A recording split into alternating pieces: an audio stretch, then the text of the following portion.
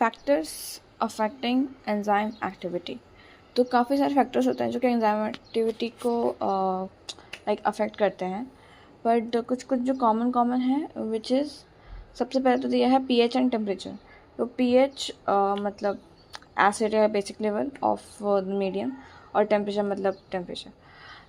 तो एंजाइम्स जो होते हैं उनकी जनरली नैरो रेंज होती है पीएच एंड टेम्परेचर बोथ दोनों में ही, कि एक नैरो रेंज ऑफ पीएच और एक नैरो रेंज और टेम्परेचर में ही वो काम करते हैं।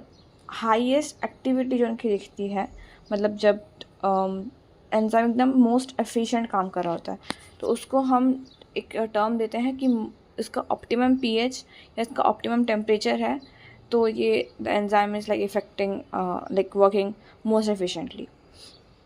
तो highest activity at optimum pH and temperature. अगर हम टेम्परेचर की बात करें तो हाई टेम्परेचर अगर हम कर रहे हैं, मतलब उसके ऑप्टिमम टेम्परेचर से हाई करते करते काफ़ी हाई ले गए, तो जब हम एक हाई टेम्परेचर करते हैं तो एंजाइम एक्चुअली डीनेचर हो जाते हैं, मतलब उसके बॉन्ड से टूट जाते हैं, लाइक अब वो ख़त्म है वो एंजाइम।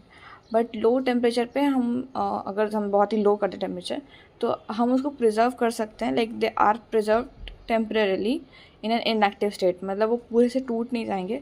अगर हमने फिर से टेम्परेचर फिर से नॉर्मल कर दिया तो लाइक हो सकता है कि वो वर्क करें, बट अगर हम हाई टेम्परेचर करते हैं तो वो एकदम डीनेचर हो जाता है। ये जो दोनों ग्राफ दिए गए हैं, enzyme activity versus pH and enzyme activity versus temperature, दोनों में ये है कि उसका एक ऑप्टिमम टेम्परेचर है which is the most highest level of enzyme activity. फिर दोनों साइड इधर पीएच कम हो रहा है, पीएच ज़्यादा हो रहा है, टेम्परेचर में भी दोनों साइड अगर टेम्परेचर ज़्यादा या कम हो रहा है तो एंजाइम की एक्टिविटी उस हिसाब से घट रही है।